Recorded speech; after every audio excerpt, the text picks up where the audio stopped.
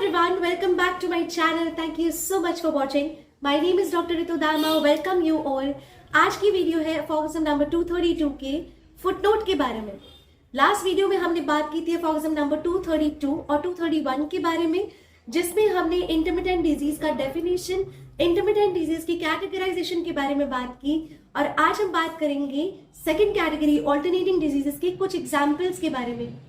ये जो फुटनोट है वो थोड़ा बड़ा है, थोड़ा ट्रिकी है और बहुत सारे स्टूडेंट्स को इसको पढ़ने में डिफिकल्टी आती है. So please it's my request, बिना स्किप किए आप इस वीडियो को अच्छे से देखिएगा. एंड तक आपके सारे डाउट्स क्लियर हो जाएंगे.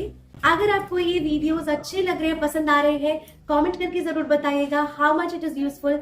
आपको पढ़ाई में या प्रैक्टिस में कहाँ इसकी बहुत ज्यादा मदद थी, जिससे कि आपको मदद मिल रही है. So without further ado, let's dig into this form number 232 footnote. क्योंकि ये फॉर्म ऑल्टरनेटिंग डिजीजेस के बारे में था. ऑल्टरनेटिंग डिजीजेस के बारे में समझिए. ऑल्टरनेटिंग डिजीजेस क्या है? जहां पर कोई भी डिजीज या मॉर्बिड सिम्टम्स रिकरेंट है, राइट.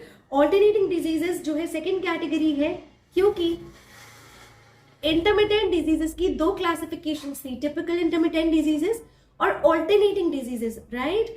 टिपिकल इंटरमिटेंट डिजीजेस में हमने पढ़ा फेब्राइल और ए फेब्राइल. सो फेब्राइल और ए फेब्राइल की बात ना करके हम second category which is alternating diseases वहां पर जा रहे हैं. ऑल्टरनेटिंग डिजीजेस में हमने फॉर्म नंबर 231 में किया था कि ऑल्टरनेटिंग डिजीजेस में क्या होता है, थोड़ा सा सिम्टम्स की काइंड, मतलब तरह सिम्टम्स जो है डिजीज के, जो सिम्टम्स थोड़े से चेंज हो जाते हैं और जो है वो ऑल्टरनेट करते हैं अनसर्टेन इंटरवल पर. कोई फिक्स सर्टेन इंटरवल नहीं होता, इंटरवल्स जो है वो अनसर्टेन है, रिकर करते हैं डिजीज. जैसे कि हमें पता है इंटरमिटेंट डिजीजेस रेकरेंस का ही नाम है. सो ऑल्टरनेटिंग डिजीजेस में फॉर्म नंबर 232 के फुटनोट में डॉक्टर हैनेमन ने फर्स्ट लाइन में हमें बताया था कि जो ऑल्टरनेटिंग डिजीजेस है बहुत न्यूमरस है. तो ये जो न्यूमरस वर्ड है, नंबर ऑफ, नंबरलेस, वो क्या एग्जाम्पल्स है या why doctor Hahnemann stated this word numerous for alternating diseases, इसको समझते हैं. 2 और 3 स्टेट में ऑल्टरनेट विद वन अनदर. अब बहुत इंपॉर्टेंट बात आती है, ऑल्टरनेटिंग डिजीजेस में सिर्फ 2 डिजीजेस नहीं हो सकते, 2 स्टेट नहीं हो सकते, 2 या 3 स्टेट हो सकते हैं जो आपस में ऑल्टरनेट करें. Thus, for instance, example, in the case of double alternating diseases, आप देख रहे हैं डबल ऑल्टरनेटिंग डिजीजेस एक और टर्म आ गई है जिसको हम बाद में अच्छे से समझेंगे. लेकिन इसका मतलब यही है कि डबल ऑल्टरनेटिंग डिजीज की 2 स्टेट जरूरी नहीं है ऑल्टरनेट करें, 2 या 3 स्टेट्स आपस में ऑल्टरनेट कर सकते हैं, जिसे हम डबल ऑल्टरनेटिंग डिजीजेस भी कहते हैं. सर्टेन पेन्स में अकर परसिस्टेंटली इन द लेग्स. कोई दर्द जो है वो लगातार आपके पैरों में हो सकता है, etcetera. Immediately on the disappearance of a kind of ophthalmia. कब हो रहा है? इमीडिएटली एक तरह का ऑफ्थैल्मिया है, उसके डिसअपियर होते ही परसिस्टेंटली लगातार आपके पैरों में दर्द बना रहता है. which latter again appears as soon as the pain in the limbs has gone off for the time.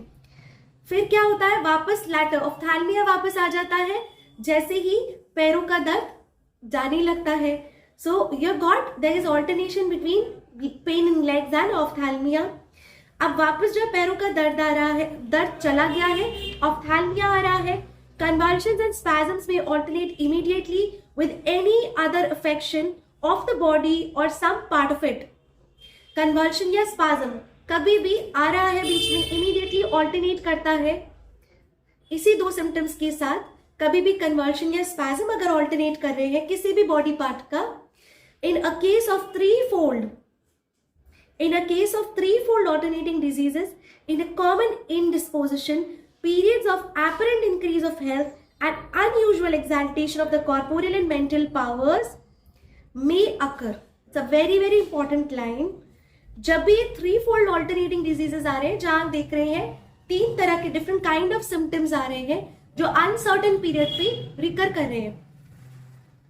अगर ऐसे केसेस जहां 3 fold alternating diseases है, ये बहुत कॉमन इंडिस्पोजिशन है, period of apparent increase of health and unusual exaltation of the corporeal and mental powers.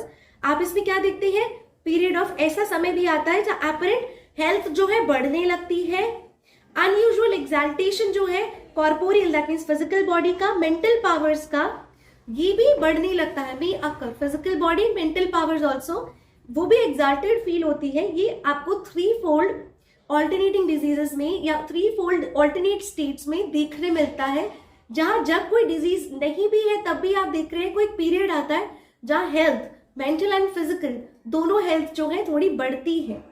Access of bracket में दिया था, इन केस ऑफ ब्रैकेट में दिया था extravagant gaiety, extraordinary activity of the body, excess of comfortable feeling, inordinate appetite etc. अब ये जो mental powers और कॉर्पोरियल पावर्स इंक्रीज हो रही है, इसका क्या मतलब है? कोई ऐसा फेज आ रहा है जहां पर पेशेंट बहुत ज्यादा चर्पी, बहुत ज्यादा जॉयफुल हो गया है, बहुत ज्यादा उसका जो है एपेटाइट, भूख बढ़ गई है, एक्स्ट्राऑर्डिनरी एक्टिविटीज कर रहा है शरीर से, एक्सेसिव कंफर्टेबल फीलिंग है, बहुत ज्यादा इत्मीनान महसूस कर रहा है अपनी लाइफ में, etcetera etcetera. This may occur after which acquired unexpectedly gloomy, melancholy humor, intolerable hypochondriacal derangement of the disposition। और आप उसके बाद क्या देखते हैं? After which, और जिसके ही बाद आप एक gloomy behavior देखेंगे, unexpected gloomy, कोई रीजन नहीं है, आपको कोई उम्मीद नहीं है पेशेंट gloomy हो जाएगा, gloomy हो जाते हैं, रोने लगते हैं, रोने वाला ह्यूमर डेवलप हो जाता है, सैडनेस आ जाती है, हाइपोकॉन्ड्रिकल डीरेंजमेंट्स आपको देखने मिलेंगे पेशेंट के बॉडी में। Appear with disorder of several of the vital operations, the digestion, sleep etcetera appear. इसके साथ साथ क्या होता है? डाइजेशन, स्लीप या ये कोई भी चीज वाइटल ऑपरेशंस जो है वो भी पेशेंट के आप देखेंगे क्या होने लगते हैं, नजर आने लगते हैं। So not only the mental things कि ग्लूमी, मेलानकॉली हो रहा है, हाइपोकॉन्ड्रिकल हो रहा है, बट स्लीप भी डिस्टर्ब हो रही है, भूख भी खराब हो रही है, ये चीजें भी आपको नजर आने लगती है। Which again and just as suddenly give place to the habitual moderate ill health, जो वापस थोड़ा सा स्पेस दे देती है मॉडरेट इल हेल्थ को, and so also several and various alternating states. और इसके साथ साथ सेवरल या ऑल्टरनेटिंग स्टेट्स, काफी सारे ऑल्टरनेटिंग स्टेट्स आपको देखने मिलते हैं। पहले इसको अच्छे से समझते हैं। 3 सिम्टम्स हमने लिए थे, ऑफ्थैल्मिया, पेन इन लेग्स और कन्वर्शन या स्पैज्म, जिसमें हमने समझा कि 3 फोल्ड अगर प्रॉब्लम होती है तो 3 फोल्ड ऑल्टरनेटिंग स्टेट्स में कभी आप देखेंगे पेशेंट जो है ये सभी सिम्टम्स के साथ साथ बीच में कभी एक पीरियड आता है जहां पेशेंट मेंटली और फिजिकली बहुत ज्यादा अच्छा फील करते हैं, इंक्रीज होती है उनकी health, and suddenly after that वो सब डिसअपियर होने लगता है और पेशेंट अनएक्सपेक्टेडली ग्लूमी हो रहा है, सैड हो रहा है और फिजिकल सिम्टम्स भी आ रहे हैं इन इल हेल्थ के। सो ये बहुत सडनली चीजें हो रही हैं। When the new state makes its appearance, there is often no perceptible trace of the former one। जब नई स्टेट अपना अपीयरेंस अपने आप को दिखाना शुरू करती है तो आप देखेंगे ऑल्टरनेटिंग डिजीजेस के केसेस में पुराना वाला जो स्टेट था वो उसका कोई एक ट्रेस, उसका कोई एक अंश भी आपको नजर नहीं आएगा। In the other cases, only slight traces of the former alternating state remain when the new one occurs।